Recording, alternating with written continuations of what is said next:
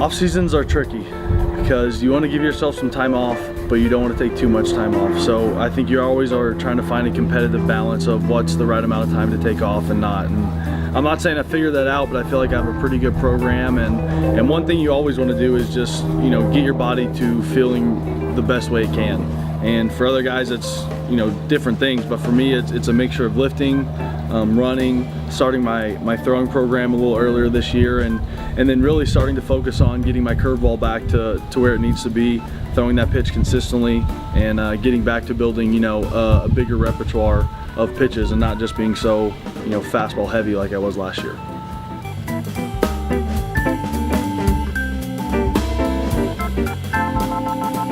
I'm just excited about playing. You know, every year there's such optimism about the season and personally and for the team and for your family and friends, and just, you know, truly, I really do enjoy every day as being a big leaguer. So just knowing I'm going to be on a team to start the year and have a job to start the year and get to pitch in the big leagues is probably the most exciting thing about it all. But I'm excited to see what this team can do. You know, we lost a lot of big names, and we've had a lot of new guys come in, and we've had some guys step up and become leaders and get outside their comfort zone and start to really come into their own as big leaguers and as teammates and as people. And so I'm just excited to start this journey with this group of guys that has already been working so hard together, and to get a chance to go out there and determine our own fate is all we can ask for.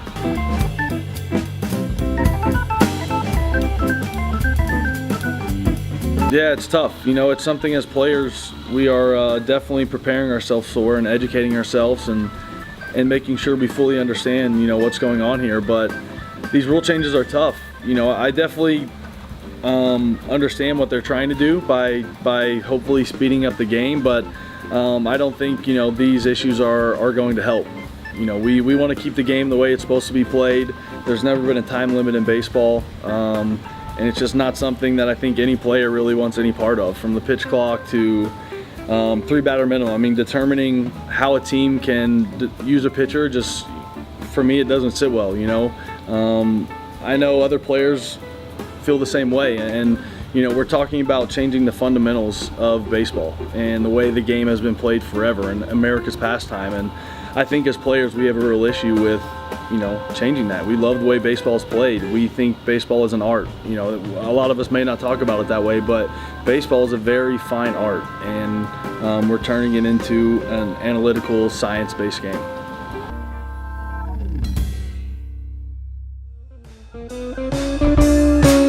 Yeah, everyone's talking about it. I mean, you know, we can see what's going on. We can see some of these changes and rules they're trying to implement, and you know, we understand they're trying to make the game better. We want to make the game better. We don't want to play, you know, slowest as we can, but you know, we want to play the game the right way, and the game takes time, and there's a right way to play the game, and we don't want it to be affected by changing rules and changing, you know, the way the game has always been played.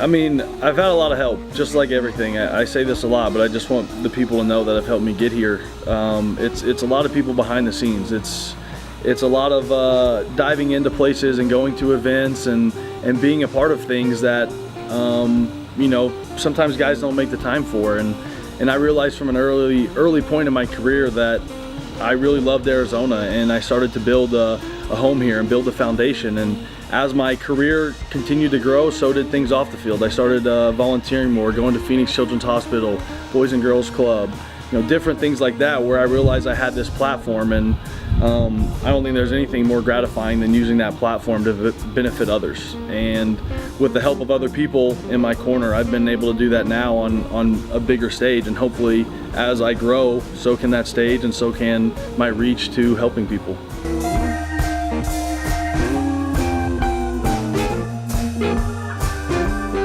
Yeah, we're on, I guess, going into season 3 with the beard, which is longer than I ever thought I would have it, and it's taken off and formed a life of its own that I didn't think was possible. It's on t-shirts, bobblehead, stickers, socks. I mean, it's everywhere. It's crazy to think that, just not shaving and growing this beard has kind of in itself created another identity for myself, and an attraction to, the game and the way I play, and it just kind of goes along with who I am. And now coming into games, there's people wearing fake beards in the stands, and it's the wildest thing I've ever seen. And obviously, it's not anything I can hide, so it's always noticeable. It's always going to be something they talk about and zoom in on. So I'm very particular in the way I take care of it. I only let one barber trim it, our team barber. Shout out to our barber Lev, keeps this nice and clean. But I have one guy that cuts it, and then from there it's just about a few small things, making sure I shampoo it and condition it. You have to condition it, because if you don't condition it, then the hairs start to get really coarse and really hard and makes your face itchy, and I'm not about that. So definitely condition it. And then I've been hooked up with a product called Cremo, and that's the product I use for my beard. And so it's a great product. It's a beard balm, and the balm is huge. Oils are nice to make your face smell good, but they don't necessarily control the beard the way I like it to be controlled. So the balm is a little thicker. Rub it nice and in, get in front of the mirror, shape it up nice and clean, good to go.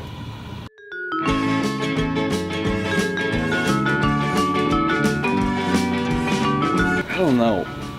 I'd say $1 million, but I don't know if I would shave it. I think, I mean, it'd be tough. I mean, I'm sure there's some price tag. It would have to be some ridiculous number way high in the sky that would make me not have to worry about playing baseball ever again for me to do that. But I just don't think I could live with myself if I shaved it for money. I don't think I have that in me.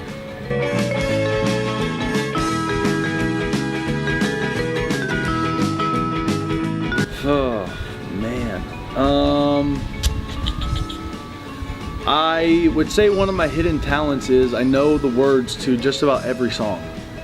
I mean, you can put on a country station and I'll know mostly majority of the songs that come on. I'm able to sing them. Put on a pop station, rock station, Motown, rap. I like to consider myself kind of a human jukebox. And then another one is I love to cook. I'm not gonna say I'm the greatest cook, but I do love to cook. I love to experiment and try to get out of my comfort zone with some dishes. And so the kitchen is a fun place for me. Not so much during the season, mostly off season. And then 3, I would consider myself an early stage hoarder. I would say from my shoes to my skateboards to my baseball cleats to basically everything I own, clothes, hats, baseballs, bats. I always think I'm gonna use it or wear it or have some purpose for it. So I'm slowly becoming a hoarder.